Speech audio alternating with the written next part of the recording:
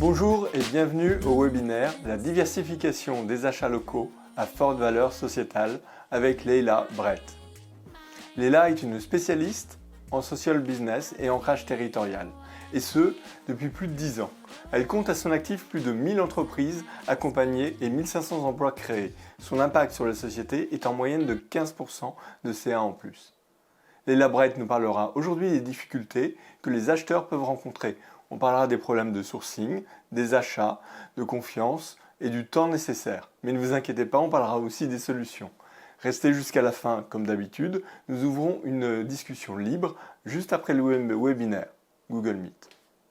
Bonjour à tous et bienvenue à vous dans ce webinaire.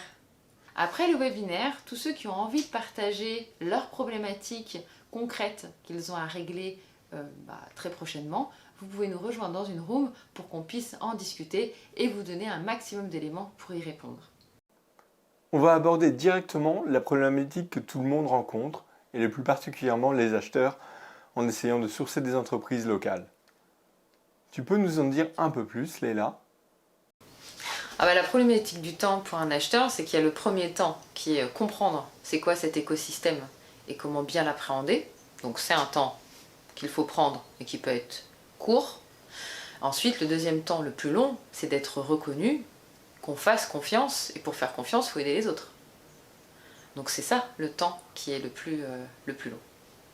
D'accord, un acheteur va mettre du temps, beaucoup pour trouver les sociétés. Mais ensuite, tout roule, non ? Alors, ce qu'on constate quand on est acheteur, c'est qu'on a du mal à se comprendre. On ne parle pas le même langage. Donc du coup, on peut avoir l'opportunité de rencontrer des fournisseurs. Très bien. Speed dating, il y en a. Mais se comprendre, c'est se connaître. Donc il faut du temps pour ça. Et c'est une phase qui est importante. Il faut bien comprendre les enjeux des uns et des autres. Et ces enjeux vont au-delà du prix. Donc de la démarche de Coskiller. Donc il ne va pas réussir à établir cette relation de confiance. Il faut qu'il change de paire de lunettes pour pouvoir justement établir une relation de confiance qui doit être gagnante-gagnante. Mais quelle est la problématique autour de la relation de confiance entre l'acheteur et les fournisseurs locaux ? L'acheteur, qui est un cost-killer par définition, il a une problématique de temps. Il a besoin de pouvoir rencontrer un maximum de fournisseurs pour ensuite pouvoir établir le choix qu'il a envie de faire. Donc du coup, il va passer beaucoup de temps en speed meeting. Sauf que le speed meeting, c'est un one-shot. Et ce one-shot, il ne permet pas de comprendre quelle est l'entreprise, quelle est sa vision. Et donc du coup, on n'est pas dans une relation de confiance. La relation de confiance, elle ne peut pas s'établir. On comprend bien que la relation de confiance est nécessaire, mais quel est le vrai risque business derrière ? Un acheteur, c'est un cost killer. Sa clé d'entrée, c'est le prix, pas l'impact, pas la valeur qu'apporte l'entreprise sur le territoire. Donc, à partir de là, son regard est celui du prix uniquement. Et il ne peut pas établir de relation durable avec ses fournisseurs. Il ne sait pas où les trouver, il ne sait pas comment les rencontrer. Et il ne sait pas non plus comment avoir un regard qui lui permette de qualifier cette relation et de ramener de la valeur à son entreprise. Au résultat, il perd du temps, de l'argent et de la qualité. Il a la nécessité de comprendre cette tour de Babel. Et il a besoin d'avoir une autre paire de lunettes pour avoir une autre lecture.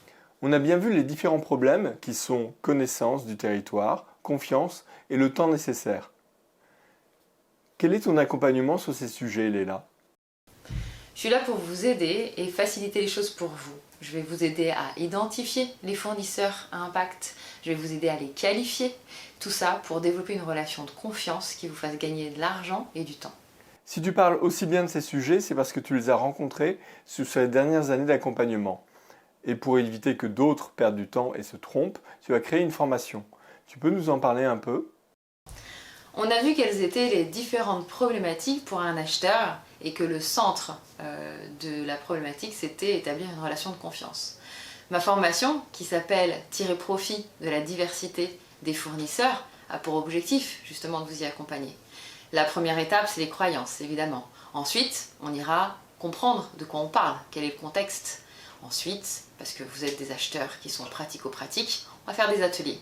Et grâce à ces ateliers, vous allez repartir avec une stratégie et une méthodologie qui va vous permettre de rentrer dans ma communauté, car je serai votre tiers de confiance. Et vous allez pouvoir la développer, car on pourra mettre en place des mises en relation qualifiées pour vous confronter à la réalité et donc devenir une partie prenante de l'écosystème. Est-ce que tu peux me donner un exemple de croyance rencontrée lors de ces formations ?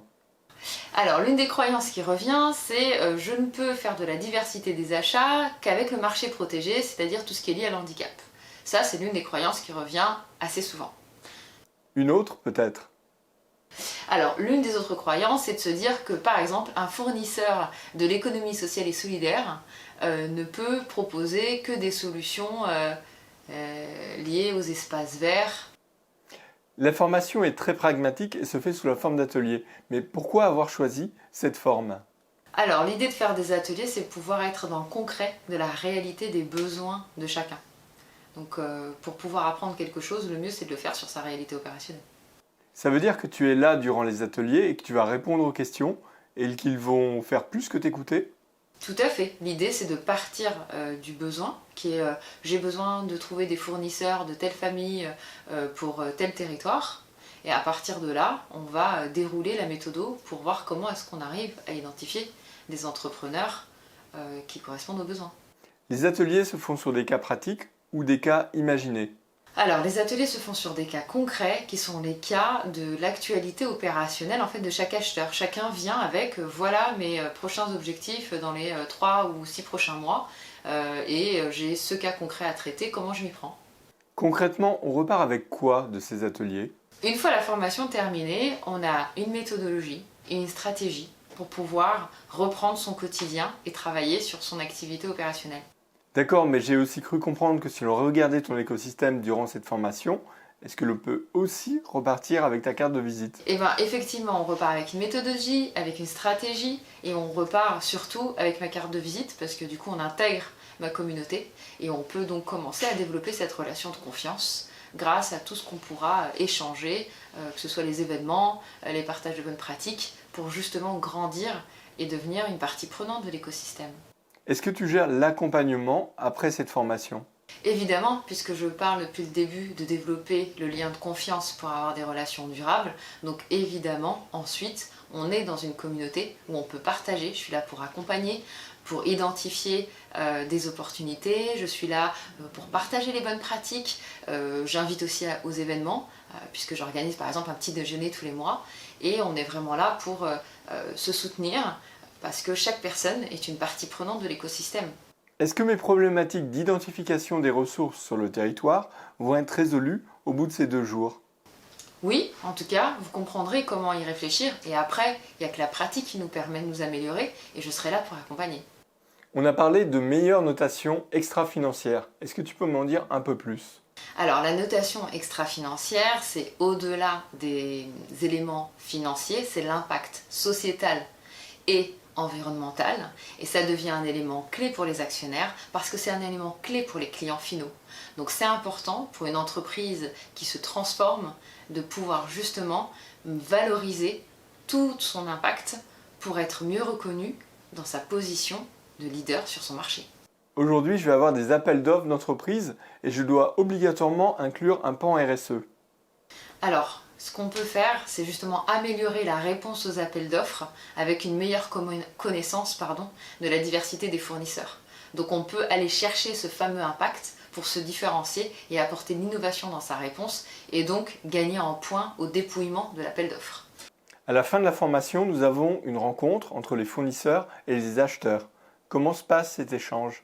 Est-ce que c'est un échange réel ? Alors oui, ce qui fait que cette formation est extrêmement différenciante, c'est qu'on va partir de la réalité opérationnelle, du sourcing, et ensuite, dans l'atelier, pouvoir rencontrer des fournisseurs qui correspondent à nos besoins pour pouvoir se confronter à la réalité de rencontrer un fournisseur de la diversité et pouvoir mieux établir le process pour réussir à développer cette relation de qualité.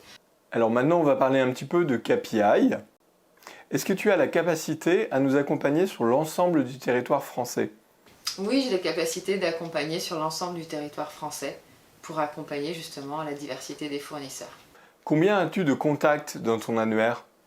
En fait, la démarche, c'est pas tant le nombre de contacts, c'est qui on est en tant qu'acteur dans l'écosystème. Et on en revient toujours à cette relation de confiance. Donc même si je ne connais pas le territoire, quand je présente ce que je fais et d'où je viens et comment je le fais, les portes s'ouvrent et c'est ma force. Est-ce que l'on peut t'utiliser en tant que tiers de confiance pour accélérer les choses? Oui, on peut m'utiliser, c'est un bien grand terme, mais on peut faire appel à moi en tant que tiers de confiance puisque j'ai assez de retours d'expérience et d'exemples concrets à présenter aux différentes parties prenantes pour leur donner envie d'embarquer dans une relation de confiance avec mes interlocuteurs. Quelle est la difficulté d'intégrer un pan RSE dans un appel d'offres? La difficulté, c'est qu'on n'est pas prêt. En général, on doit répondre dans les 10 à 15 jours à un appel d'offres. La facilité, c'est de faire appel à tes services pour consolider le point RSE dans l'appel d'offres en fait. Complètement. On peut décider, par exemple, quand il y a un appel d'offres et un délai, 10 à 15 jours, de faire appel aux entrepreneurs qui sont déjà dans la communauté, identifier ceux qu'on connaît bien et qui peuvent répondre de façon qualitative avec vous à l'appel d'offres. C'est une possibilité. Tu es un peu une accélératrice de confiance à ce niveau-là. Une accélératrice de confiance et aussi quelqu'un qui est capable de faire du sourcing qualifié en un temps très court quand on a un besoin sur lequel il faut répondre dans un délai court. Est-ce que tu peux me dire depuis combien de temps tu travailles sur la diversification des acheteurs? Oh, ça fait bientôt 10 ans maintenant. À qui s'adresse cette formation? Cette formation s'adresse aux entreprises qui ont décidé d'investir dans leur stratégie achat de la diversité. Je peux donner un exemple. Schneider Electric fait partie de l'un des meilleurs sur le sujet. Merci. Est-ce que cette formation peut être faite en distanciel? Oui, comme tout, on peut faire du distanciel, mais le plus intéressant, c'est l'atelier. En tout cas, c'est le retour d'expérience que j'en ai de la part des participants. Et c'est beaucoup plus efficace et productif d'être en présentiel avec les équipes. Quel est le lieu de la formation? Alors là où elle a lieu n'est pas le plus important, on peut aller où le client souhaite qu'on aille, donc en France ou ailleurs dans le monde. Par contre, le sujet, c'est vraiment les achats français. Le sujet est sur les achats français. Quelle est ta différenciation sur les réseaux? Alors ma puissance, et là où je fais la différence, c'est sur les quartiers populaires. C'est vraiment mon ADN. Donc quand on veut faire des achats en allant sur les quartiers populaires, c'est chez moi qu'il faut venir. Un dernier conseil aux acheteurs? Le conseil que je pourrais donner aux acheteurs en cette rentrée, prendre le temps de venir me rencontrer.